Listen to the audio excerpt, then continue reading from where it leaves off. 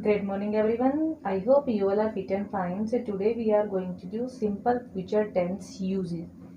सीखो simple future tense होता है कि whenever we are doing any work in future and we are doing planning, जब हम प्लानिंग कर रहे होते हैं वो होता है simple future tense.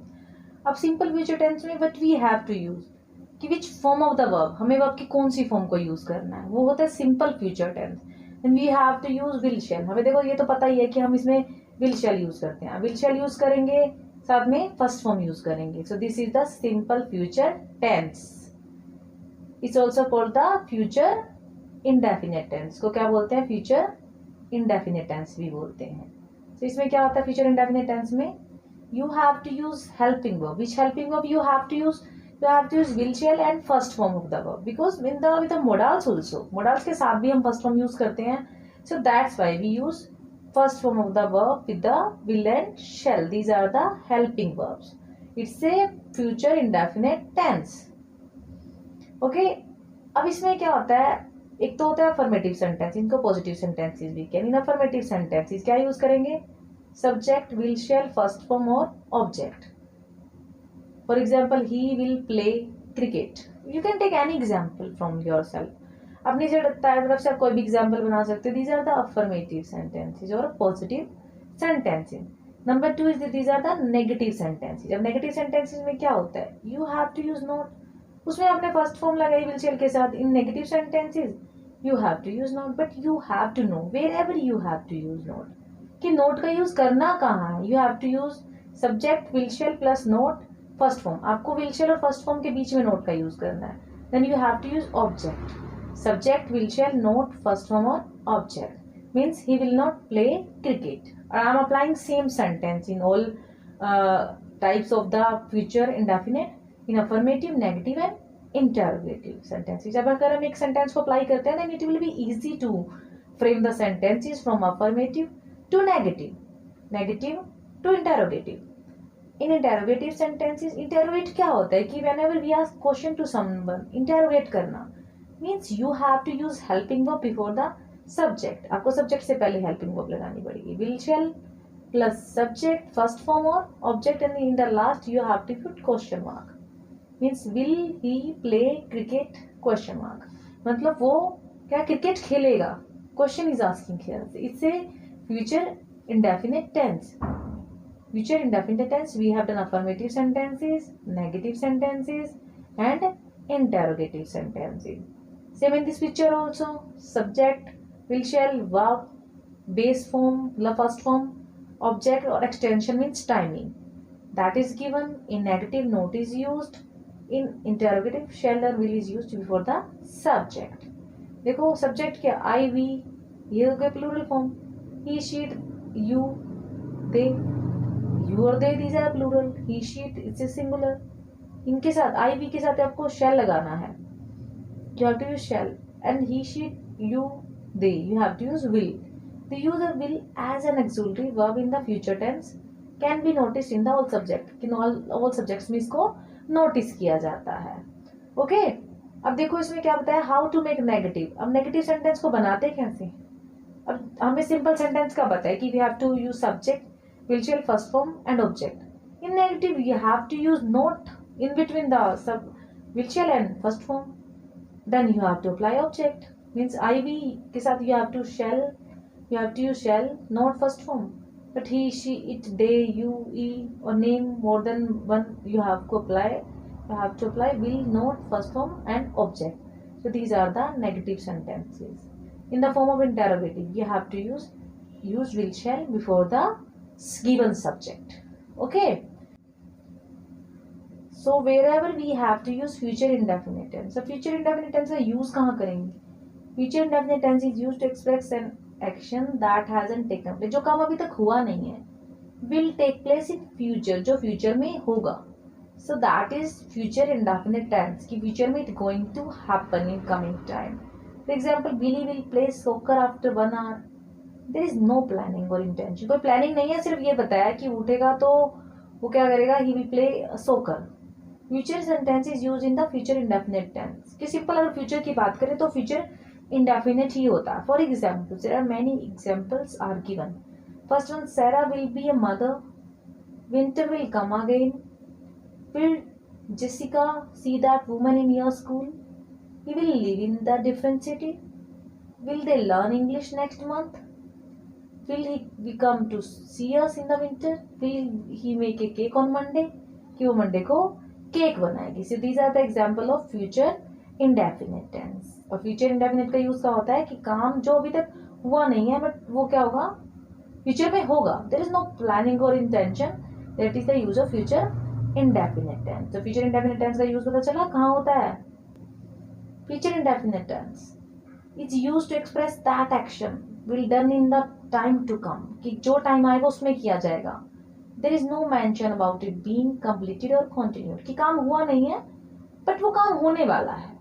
So that is future indefinite tense. In this tense, shall will and first form of the verb are used. Shall will और first form of the verb are used. In negative sentences, not is used. उसमें will shall use होगा. और negative में negative बनाने के लिए तो definitely we have to use not in between will shall and first form. For example, I shall not go to my office. The not is used here in between shall and first form.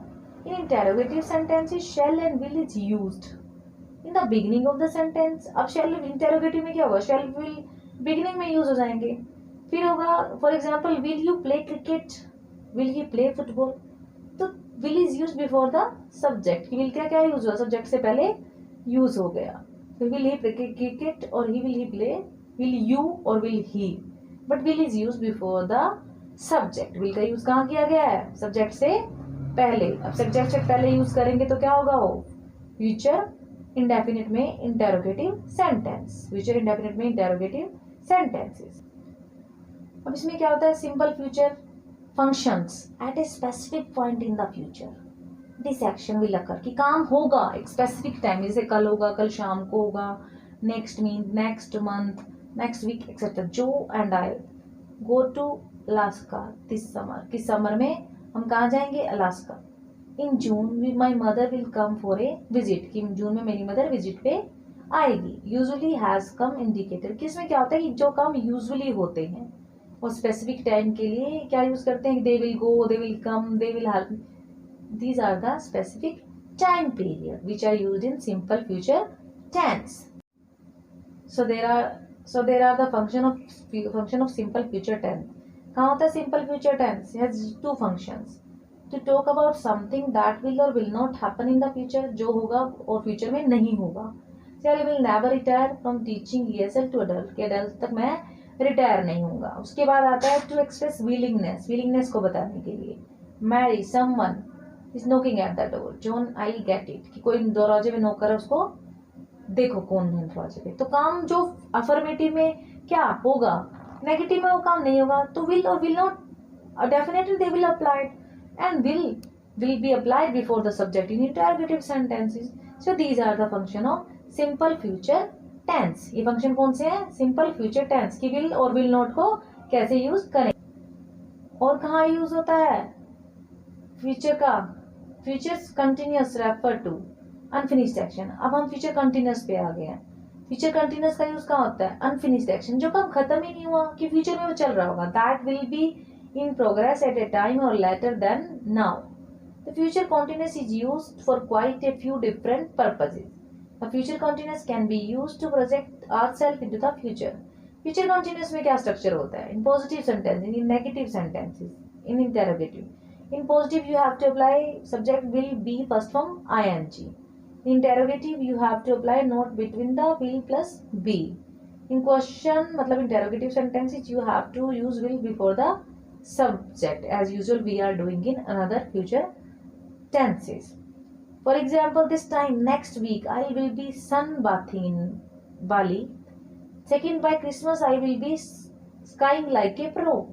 Will you be staying with me tonight? तो these are the question कि होने वाले हैं, future में काम चल रहे होंगे, कि अभी अनफिनिश्ड एक्शन है, अभी खत्म नहीं हुए.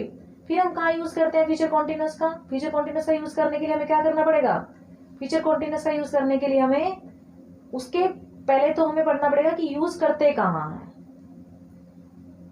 फ्यूचर कॉन्टिन्यूस टेंस यूजेस, ये तो पता ही है कि आप to apply will plus be first form ING. For interrupted action in the future, future के इंटरप्टेड एक्शन के लिए, for example when you get home I will be watching this movie, जब तुम घर आओगे तो मैं मूवी देख रही होंगी. Second, for specific time as an interruption in the future, जैसे we will having breakfast tomorrow morning, एक प्रॉपर स्पेसिफिक टाइम बताया है, then you have to use future continuous tense for action already happening now and expected to continue some time in the future, कि काम अभी हो रहा है लेकिन वो फ्यूचर में चल रहा होगा. कैसे कैसे चल रहा होगा फ्यूचर में? We will still be dealing with this task in an hour, कि टास्क को खत्म कर देंगे आधे घंटे में. नेक्स्ट आता है to ask question politely about the future, will you be having Mexico tonight, कि मैक्सिको में चलोगे, क्वेश्चन पोलाइटली पूछा गया है इसमें. Next one, while expressing the intention for the future, future की इंटेंशन के लिए, जैसे कैसे करेंगे फ्यूचर की इंटेंशन, कैसे बताएंगे, आई will be helping my mother during the weekend, कि वीकेंड में अपनी मदर की हेल्प कर रही होंगी. सो ये फ्यूचर की क्या है फ्यूचर की इंटेंशन के बारे में बताया. फिर आता है फॉर पैरेलल. अब पैरेलल क्या होता है कि जो काम एक टाइम पे चल रहे होते हैं. फॉर पैरेलल एक्शन और a series of parallel action some time to describe the atmosphere, और एटमोस्फेयर को डिस्क्राइब करने के लिए यूज होता है फ्यूचर कंटिन्यूअस टेंस का. Then you have to use future continuous tense mean subject will shall be first form ing and the requirement of the object also. This time next week they will be dancing, chatting together and having fun. कि next week की बात की कि वो क्या क्या कर रहे होंगे. So these are the use of future continuous tense. अब future continuous I think आपको क्लियर हो गया है कि कहाँ यूज करते हैं. interrupted action, specific time for the action already happening, फिर politely जो हम पूछते हैं क्वेश्चन किसी से, फिर एक्सप्रेसिंग द इंटेंशन, फिर पैरेलल एक्शन के लिए we use the future continuous tense. I hope you all have got about the uses of future indefinite and future continuous tense. So thank you, have a nice day.